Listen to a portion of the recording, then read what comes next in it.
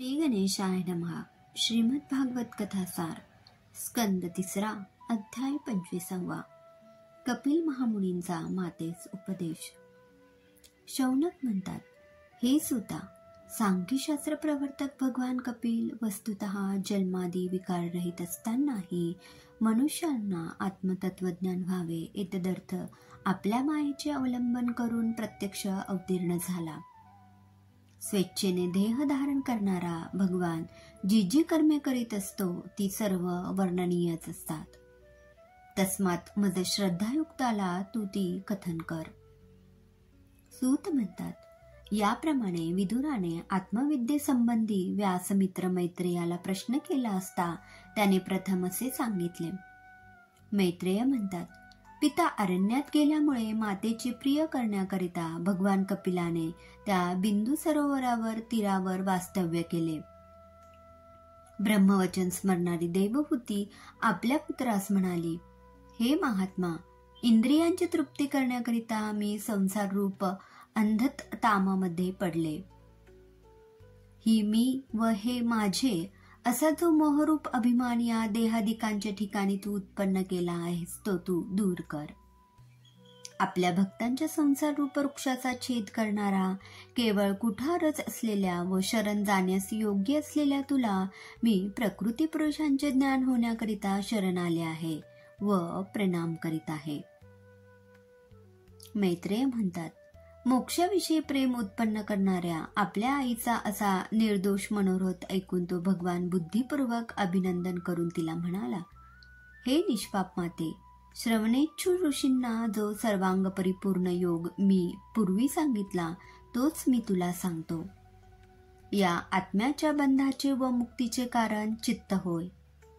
हे विषयासक्त झाले असता बंधनाचे कारण होते आणि ईश्वरासक्त झाले असता पुरुषाच्या मुक्तीला कारण होते. योग्यांना ब्रह्मज्ञान प्राप्ती होण्याला सर्वात्मा भगवानाच्या ठिकाणी केल्या जाणाऱ्या भक्तीशिवाय दुसरा सुखावह मार्ग नाही. संग हा जीवात्म्याचा दृढ पाश आहे असे ज्ञानी पुरुष म्हणतात, परंतु तोच संग साधूंशी केला असता मोक्षाचे द्वार उघडले होते. जे सर्व संगरहित पुरुष ते साधू होत. हे साध्वी, ते साधू संगदोषाचा परिहार करणारे असल्यामुळे त्यांच्या संगतीची तू इच्छा कर. साधूंच्या सोबतीमुळे माझ्या मिळ्याचे यथार्थ ज्ञान देणाऱ्या आणि हृदय व श्रवणेंद्रिय यांना सुखावह होणाऱ्या कथा प्रकट होत असतात आणि त्या श्रवण केल्या असता मोक्षमार्ग रूप श्रीहरीचे ठिकाणी अनुक्रमे श्रद्धा, रती व भक्ती उत्पन्न होत असते. भक्तीमुळे वैराग्य उत्पन्न होऊन मनुष्य योगाभ्यास करू लागतो व त्यामुळे चित्तवृत्तीचे निरोध करण्याचा प्रयत्न करतो. वैराग्य, ज्ञान व योग यांच्यासह भक्तीने जीव देहामध्येच अंतर्यामी असणाऱ्या माझी प्राप्ती करून घेत असतो. देवहूती म्हणते, ज्या भक्तीच्या योगाने तुझे मोक्षपद मला प्राप्त होईल अशी कोणत्या प्रकारची भक्ती माझ्याकडून व्हावी. हे हरे, तो दुर्बोध योग मंदमती स्त्रीला तुझ्या अनुग्रहाने अनायासे समजेल असा विशेष रीतीने मला कथन कर.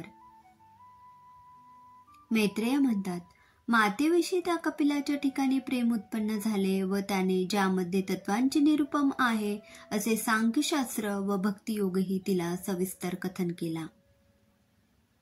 श्री भगवान म्हणतात, ज्यांचे मन निर्विकार आहे अशा पुरुषांच्या विषयांचे ज्ञान करून देणारी व वेदोक्त कर्म करणारी जी इंद्रिये त्यांची सत्वमूर्ती श्रीहरीच्या ठिकाणी जी स्वाभाविक वृत्ती ती भक्ती होय. निष्काम भगवत भक्ती सिद्धीपेक्षा श्रेष्ठ आहे, कारण ती लिंग शरीराचा नाश करीत असते. हे माते, माझी दिव्य वरप्रद व मनोहर रूपेच ते संत अवलोकन करीत असतात.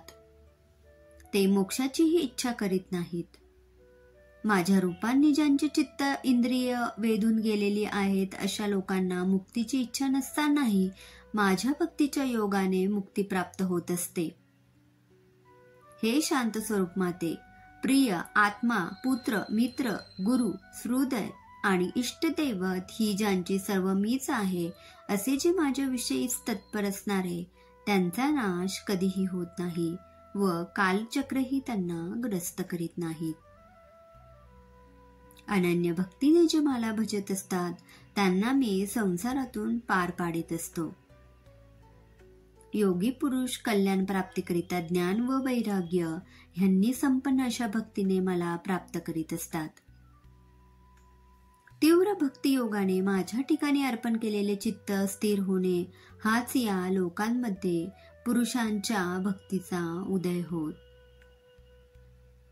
श्रीमद भागवतातील तृतीय स्कंदातील 25वा अध्याय समाप्त झाला. ओम नमो भगवते वासुदेवाय. जय श्री कृष्णाय नमः.